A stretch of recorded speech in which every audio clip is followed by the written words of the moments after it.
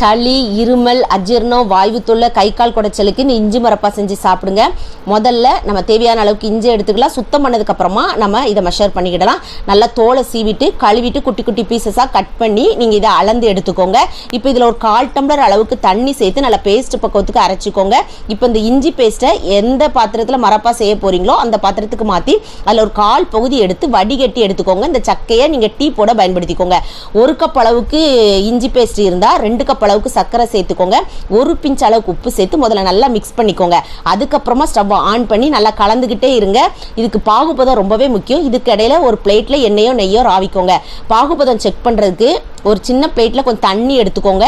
இப்போ இந்த இதை நீங்க நல்லா உருட்டி பார்த்தீங்கன்னா ரொம்ப சாஃப்டாகவும் இருக்கக்கூடாது, ஹார்டாகவும் இருக்கக்கூடாது. இந்த அளவுக்கு பதத்தில் இருந்துச்சுன்னா நீங்க ஸ்டவ் ஆஃப் பண்ணிட்டு ஒரு பாத்திரத்தில் மாத்திக்கோங்க.